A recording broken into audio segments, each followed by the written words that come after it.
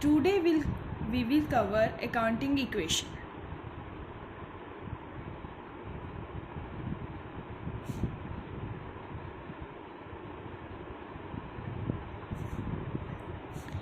Accounting equation क्या होता है? अकाउंटिंग इक्वेशन एक मैथमेटिकल रिलेशनशिप है जो आपके अकाउंट्स को प्रेजेंट करता है.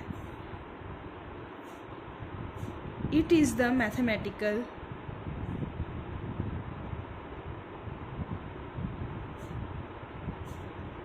expression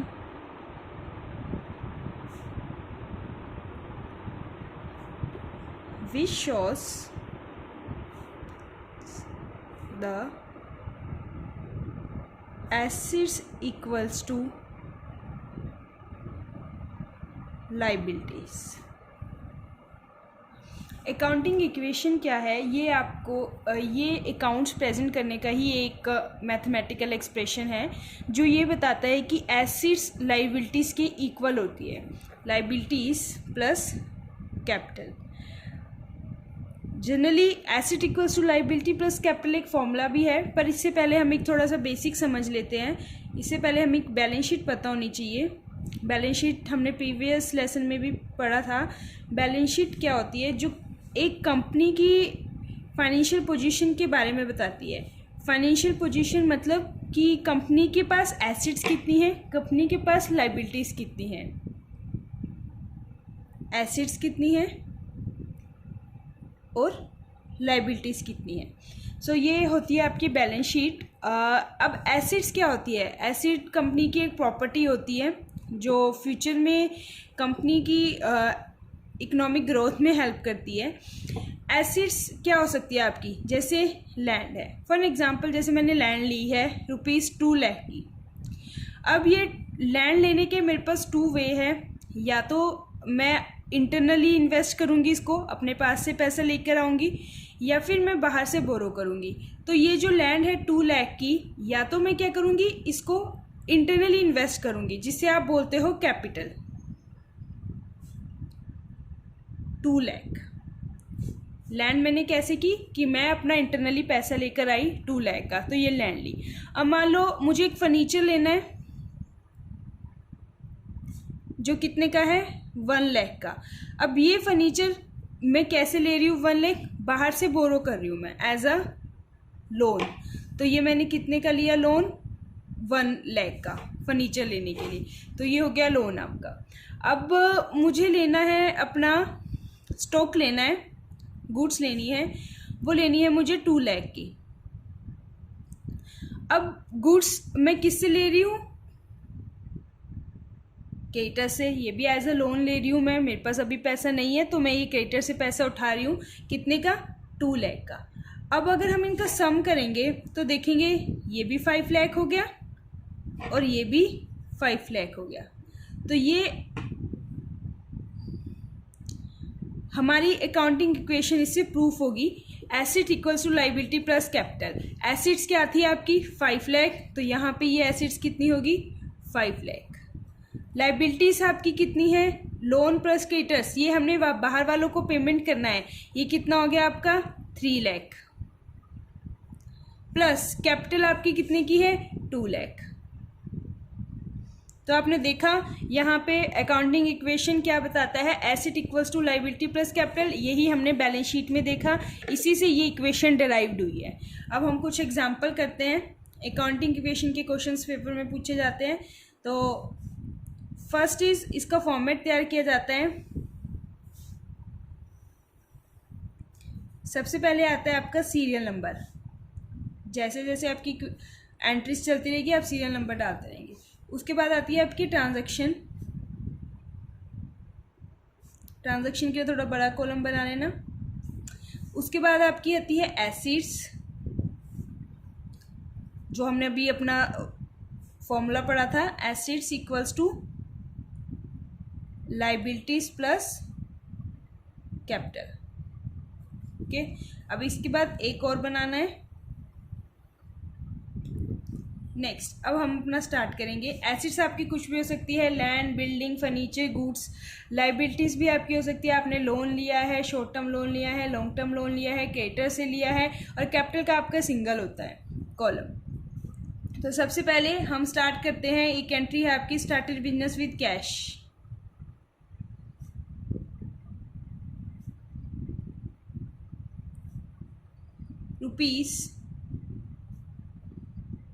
₹20,000। तो आपने जब अपना बिजनेस स्टार्ट किया तो आपके पास बिजनेस स्टार्ट किया है कैश से। तो कैश क्या होती है आपकी? प्रॉपर्टी होती है, एसिट होती है। तो एक एसिट में कैश के अकाउंट ओपन हो जाएगा, और दूसरा इम्पैक्ट इसका किस पे पड़ेगा? कैश के साथ साथ क्या हुआ, कंपनी की कैपिटल भी बढ़ेगी, पर्सन कैपिटल लेकर आएगा। सो आपके दो इम्पैक्ट हो जाएंगे, एक तो कैश बढ़ेगा 20,000 से, और एक कैपिटल बढ़ेगी 20,000 से। क्लियर? हमेशा ध्यान रखना, अकाउंटिंग इक्वेशन है जो आपकी, वो डबल एंट्री सिस्टम पे बेस्ड है।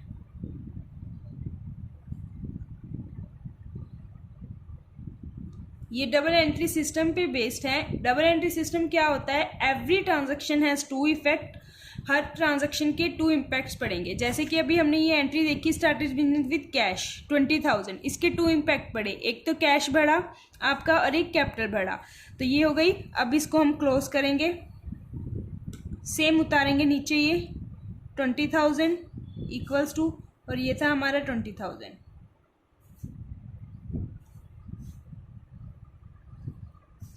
दूसरा,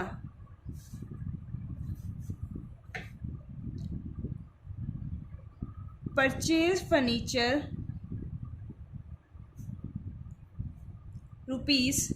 ₹30,000। अब मैंने एक फर्नीचर परचेज किया। अब ऑब्वियस है, जब मैं फर्नीचर परचेज कर रही हूँ तो इसके टू इम्पैक्ट्स पड़ेंगे। क्या पड़ेंगे? फर्नीचर मेरे पास आएगा और मैंने परचेज किया। परचेज किस में किया होगा? कैश में किया है 30,000, और मेरे पास से क्या जाएगा? कैश जाएगा। टू इफेक्ट हो गए, एक तो फर्नीचर का अकाउंट ओपन हो जाएगा, फर्नीचर हो जाएगा एसिड में। तो फर्नीचर मैंने कितने का लिया? 30,000 का। फर्नीचर के नीचे लिखोगे आप 30,000। दूसरी ओर फर्नीचर मेरे पास आया, पर मेरे पास से क्या गया? कैश गया। तो कैश हो जाएगा 30,000।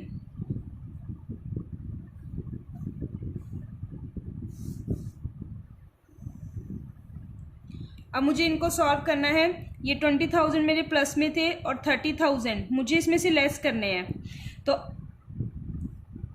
30,000 लेस करने पर मेरे पास क्या था? कैश कम है, और मैंने अभी ज़्यादा का किया है, तो अभी मेरा कैश किस में चल रहा है? नेगेटिव में चल रहा है। मैंने पूरे पेमेंट नहीं की, मेरे 10,000 अभी पेंडिंग है, और फर्नीचर में कितना है? 30,000 इक्वल्स टू कैपिटल मेरी एज इट इज़ है 20,000। तो अभी आप सॉल्व करके देखेंगे, 30,000 में से 10,000 लेस करेंगे 20,000, और ये 20,000। आपकी इक्वेशन सही चल रही है। Asset equals to liability plus capital.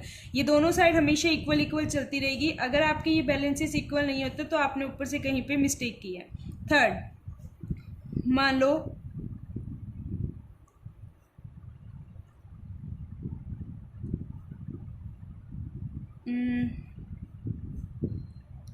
Sell goods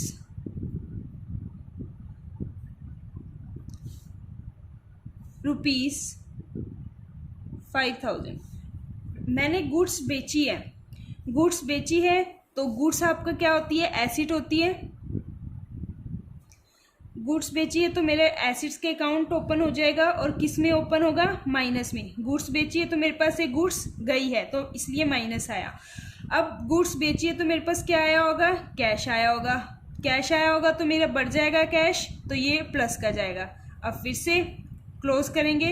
अब सॉल्व करेंगे, 10,000 में से 5,000 लेस करेंगे, माइनस का बड़ा है, plus minus minus, 5,000 plus 30,000 minus की गुड्स है हमारी, और इक्वल्स टू ये 20,000 आपका खड़ा है। अगर आप इनको सॉल्व करते हो तो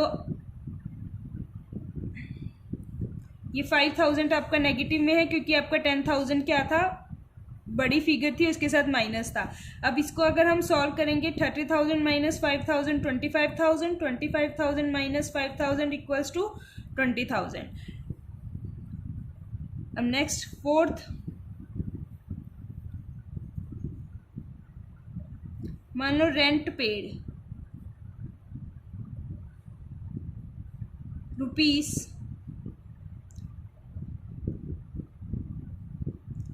10,000 1,000 रेंट पे करना है मुझे ₹1,000 का। तो रेंट इज़ एन एक्सपेंस। हमेशा ध्यान रखना जब आपका कोई भी एक्सपेंस और लॉसेस होते हैं वो हमेशा आपका दूसरा इफेक्ट कैपिटल में डालते हैं, कैपिटल आपकी कम हो जाती है क्योंकि आपने उसी में से पे किया होगा, उसके साथ ही आपकी कैपिटल कम हो जाएगी। तो 1,000 पे किस में किया होगा? कैश में किया होगा। इसके साथ किस पे इम्पैक्ट पड़ेगा? कैश पे। तो एक तो हो गया इम्पैक्ट कैश पे, रेंट पे करना है आपको 1,000 का। ऊपर से दूसरा इम्पैक्ट इसका किस पे पड़ेगा? कैपिटल पे। तो आपकी कैपिटल कितनी हो जाएगी? 19,000 की। फर्नीचर आपका एज इट इज खड़ा है, गुड्स आपकी एज इट इज है, और आपका ये कितने का हो जाएगा? माइनस माइनस प्लस 6,000 का।